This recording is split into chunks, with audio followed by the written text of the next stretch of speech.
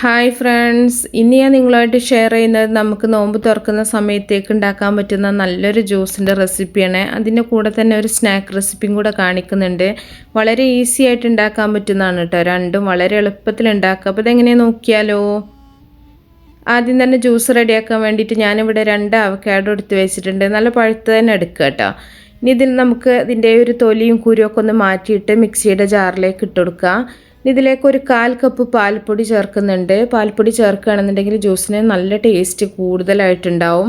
ഇതിലേക്ക് ഒരു 1/4 കപ്പ് അണ്ടിപ്പരിപ്പ്, ബദാം, ഏലക്കയും കൂടെ ഒന്ന് പൊടിച്ചെടുത്തിട്ടുള്ളതാണ്. അതിന് പ്രത്യേകിച്ച് അളവൊന്നുമില്ല കേട്ടോ. ഞാനിവിടെ ഒരു 1/4 കപ്പാണ് എടുത്തിട്ടുള്ളതെന്ന് മാത്രം.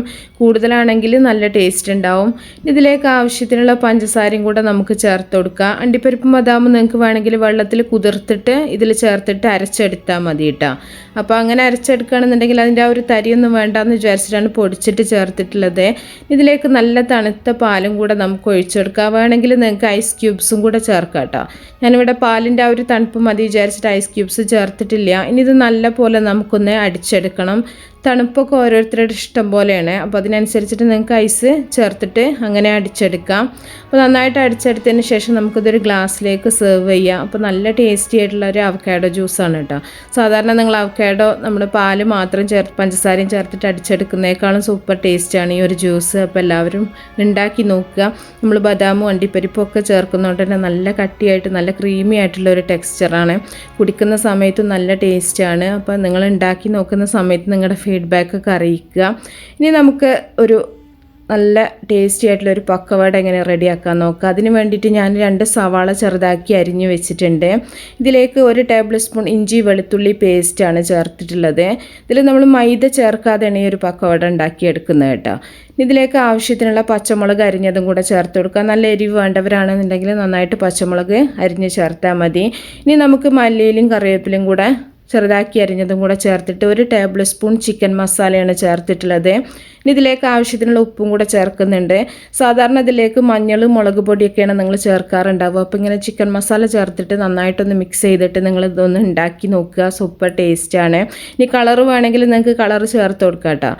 ഞാൻ ചിക്കൻ മസാല ചേർത്ത കാരണം തന്നെ മുളക് പൊടി സെപ്പറേറ്റ് ചേർക്കണില്ല. ഇനി ഇതിലേക്ക് 1 കപ്പ് കടലപ്പൊടിയാണ് നമ്മൾ ചേർക്കുന്നത്. അതുപോലെ ഒരു 2 ടേബിൾ സ്പൂൺ അരിപ്പൊടിയും കൂടെ ചേർത്തിട്ടുണ്ട്. ഇതിൽ നമ്മൾ മൈദ ഒട്ടും തന്നെ ചേർക്കണില്ല.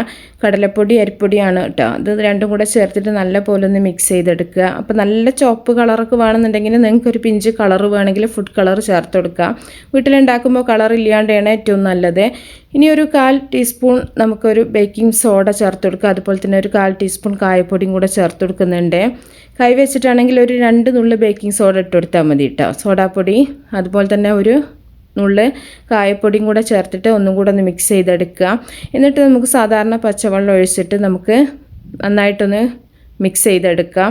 ഒരുപാട് ലൂസായിട്ടും അതുപോലെ ഒരുപാട് കട്ടിയായിട്ടും വേണ്ട കേട്ടോ. ഈ ഒരു മാവ് ലൂസായിട്ടാണെന്നുണ്ടെങ്കിൽ ഇങ്ങനെ പരന്നിട്ടായിരിക്കും നമ്മൾ ഫ്രൈ ചെയ്തെടുക്കുന്ന സമയത്ത് ഉണ്ടാവുക.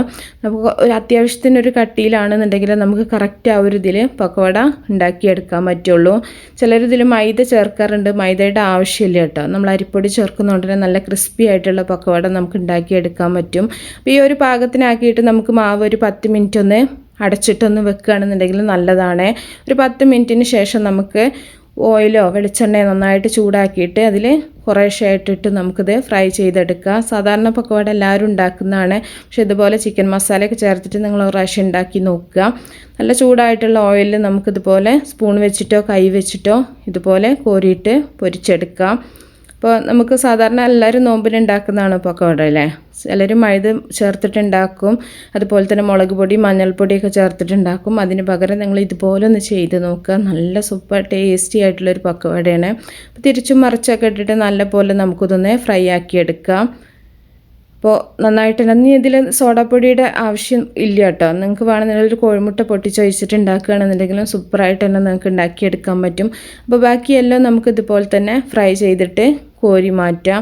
അപ്പോൾ സിമ്പിളായിട്ടുള്ളൊരു സ്നാക്കാണ്, എന്നാലും നല്ല ടേസ്റ്റി ആയിട്ടുള്ളൊരു സ്നാക്കും കൂടാണ് പക്കവട. അപ്പോൾ പലരും പല രീതിയിലാണ് ഉണ്ടാക്കാറുള്ളത്. അപ്പോൾ നിങ്ങൾ പ്രാവശ്യമെങ്കിലും ഇതുപോലെ ഒന്ന് ചെയ്ത് നോക്കുക. നമ്മൾ ചെറിയ ചെറിയ മാറ്റങ്ങൾ ചിലപ്പോൾ നല്ല ടേസ്റ്റിൽ നല്ല ഡിഫറൻസ് ഉണ്ടാക്കും കേട്ടോ.